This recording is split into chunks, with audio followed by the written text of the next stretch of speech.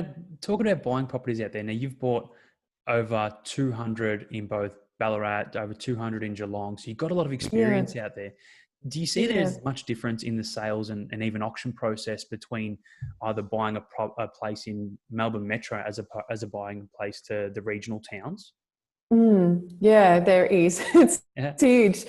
When I first went to Ballarat, I got to know the area initially. So weekends up there interviewing targeted people. I wanted to feel like a bit of a local area expert before I Hmm. started placing clients there. So I got to know a lot of people.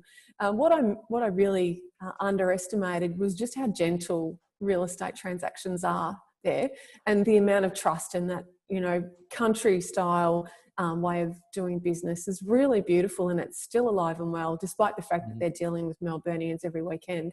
Yep. I find now if I'm negotiating on a property in Ballarat, chances are there's not a contract available yet. Yep. So it's really just an academic conversation about agreeing on a price subject to a contract coming through that has no nasty surprises. Hmm. And the agents will shake your hand or ring you up and say congratulations, and literally tell people the property sold and put a sold sticker on the board without a Oh, contract being executed. And it really is a town where I say the handshake is firmer. yeah. We've got some awesome agents here in the city in Melbourne, but in the country, that handshake is their promise. And it's Yep. I used to really bust their chops asking them, well, how will you deal with other buyers, and what will you tell them, and what about if someone offers more? And they'd say, Kate, the property is sold to you. It's all Yeah. good. It's your client. We've done the deal. That's it. And then, well, what if the vendor gets a better offer? No, the vendor, he's a man of his word. The Yeah. deal is done. So it's very, very rare. Well, I've certainly, from my experiences, found it very rare that I'll get any nasty surprises out of a negotiation in Ballarat. They really do still have that lovely, friendly country element. And is it that Geelong's a bit different. if you treat them with respect, you'll get respect back?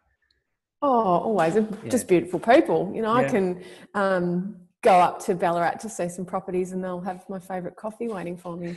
I've known these people for a long time, and there's a lot of agents in Ballarat, so Yep. competition between them is pretty tough, and you've got to Yeah. understand your own niche as an agent, and they're very hardworking. Hmm. They'll be working around the clock like a lot of agents do, but it's a very, very different market because their auctions are less prevalent in Ballarat. You might have an auction campaign for a higher price property, but your lower priced and medium priced properties, you tend not to find auction campaigns are the norm. They'll have a private sale. Yep. And again, when you look at the quoted range, chances are if you make an offer within it, it's enough to buy it.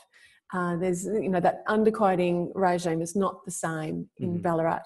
And as a result, if they do have an auction there, you'll find that locals aren't quite as comfortable with it either. I remember going to one auction in Soldiers Hill, which is like the Fitzroy of Ballarat, and I had tried to buy this property prior, and the agent wouldn't sell it to me because he wanted to have his auction, and that was cool. But I thought, fine, whatever, I've got to go. So on this miserable, wet, rainy Saturday, I drove up to the auction and did my normal thing. You get your gladiator pose and your dark glasses, even though there's clouds in the sky, and just throw out the first bid and walk up to bidders and, all your intimidation tactics. And everyone just froze. And like the agent's calling for a bid. And anyway, it passed into me.